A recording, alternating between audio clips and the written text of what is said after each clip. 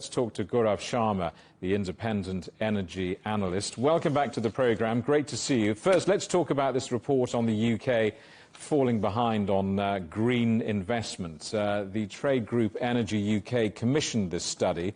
Is this one of those reports commissioned by the industry body to come up with an unsurprising answer? Well, thank you for having me on the program. Again, it's good to see you. What I would say here is that percentages are always relative. I looked at some of the figures, and there is some element of truth in this. The UK is being judged against a higher base, i.e. it had a head start when you go back to the David Cameron, Nick Clegg years, the Liberal Conservative government back some 13 years back. And that's when the renewables drive started picking up in England and Wales especially, and then the UK as a whole. Now, as the years have gone by, the percentages have become relative. Others have caught up from a low base, and hence it's reflected in the data. I think the comparison with India and China is not exactly fair. Both economies are servicing 1 billion plus people.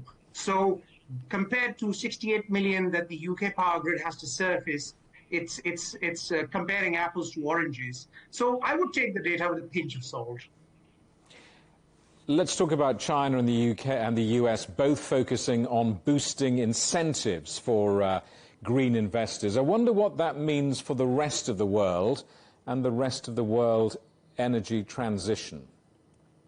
In a nutshell, it's great news. The only thing is that the American plan and the Chinese plan, they're both very different animals. So if you look at the U.S. Inflation Reduction Act, by which they're proceeding ahead, that's more like a political hot potato.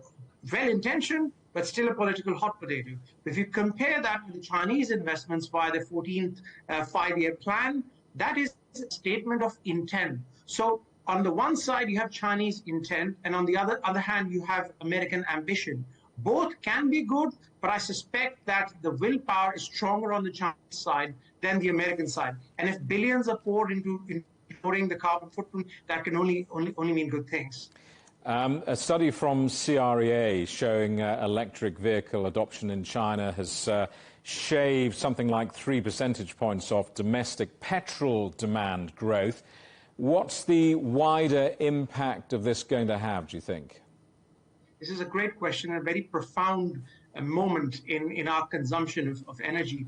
I think this is very, very believable. Why? For the simple reason that if you look at the major metropolitan areas in China, especially Beijing and Shanghai, there has been this concerted move for not just a recent one, but perhaps going back a decade, whereby which first the public transport fleet, the buses are switching from diesel to electric, and in some cases, it's been revolutionary. So there's that. Then, of course, there are incentives of passenger cars and taxis to switch to the EV mode.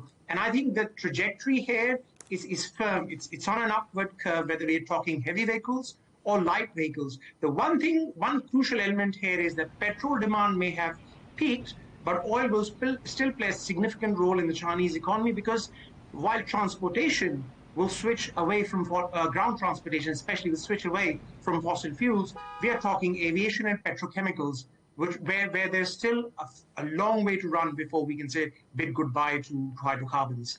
Gaurav, good to see you. Thanks for coming back on the show. Gaurav Sharma, the independent energy analyst.